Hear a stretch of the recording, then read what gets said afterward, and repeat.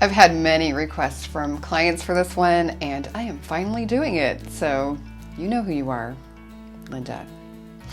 I routinely help people move to Minnesota from out of state, and because nearly every single state is south of us, warmer than us, and doesn't have quite the winter that we do, most people that move here are not mentally or physically prepared for winter here in Minnesota. And oftentimes I sense a lot of excitement, but also just kind of a little edge of fear.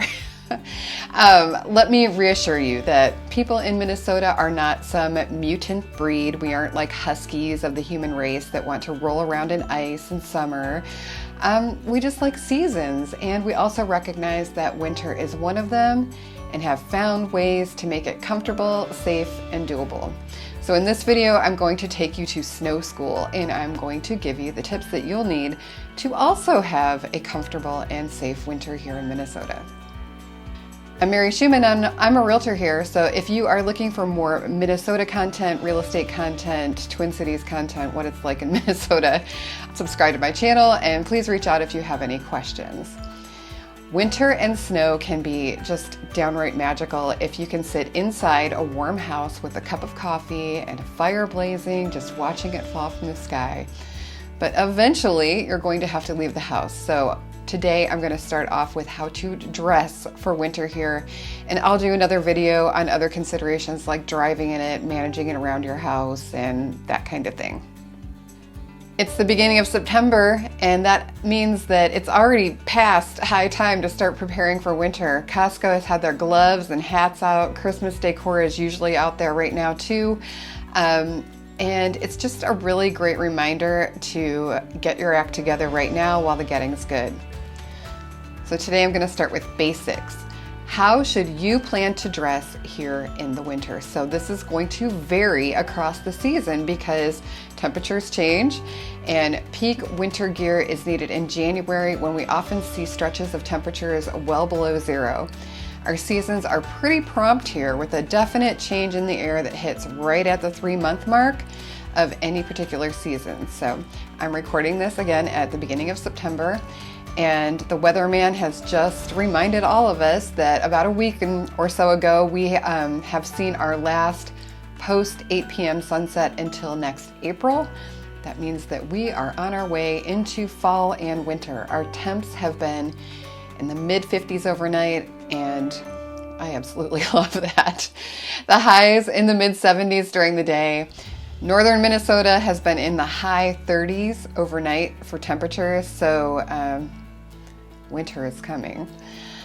I actually don't mind the short days. In the depths of winter, it starts to get dark here by around 4:30, and it won't be light again until well after 8 a.m. And I consider this wonderful sleeping weather, so I may actually be part bear. We do have the flip side in summer with extremely long days, so if that's your cup of tea, you'll have that to look forward to as well. All right, everyone has their own definition of what cold is. But I would say that it starts to get cold at the end of October, which means that during the day we have highs in the 30s and lows in the 20s overnight. We often at least see some snow around Halloween, and fun fact, if you see snow, it means that it's not actually that cold. It will not snow when it is truly cold here because there needs to be some moisture in the air to achieve snow, and intense cold is also intensely dry. So stock up on moisturizer. Your mom may have mentioned wearing layers to you when you were a child, and she knew what she was talking about. If you'll be outside in very cold weather, you should plan to have 3 layers on. The first layer, your base layer, should be snug to your skin. Do not wear cotton as it holds moisture, and having damp skin or clothes is really dangerous. So pick a synthetic material that wicks moisture away from you. And then your second layer should be like a fleece or a sweater or some other clothing that insulates and holds pockets of warm air close to your body. This is how you stay warm. It's not actually the fabric. And do you need 2 layers on your legs? Yes. To me, I say yes. If it's cold, having warm legs makes a world of difference. I feel like there's some sort of artificial focus on the upper body for warmth, but having your legs warm, I mean, 50% of your body makes a huge difference in comfort if you're going to be outside in the cold. My dogs don't seem to mind the cold weather at all, and they still want their walks, and having snow pants on just changes everything for me. Snow pants come in varying styles and weights. I'm a real dork. I wear the thick and warm snow pants that you often see on children. You probably have more shame/fashion sense than me, and you can probably find some sleeker snow pants that insulate and block wind. Those can be kind of pricey, but you're gonna look amazing, or as amazing as you can look while wearing snow pants. If I'm gonna be out walking dogs or clearing the sidewalk, I wear a base layer on my legs like long johns, leggings, or tights, and then pull those snow pants on over, and I'm just toasty. All right, the final layer of the three, you're gonna want something wind and waterproof.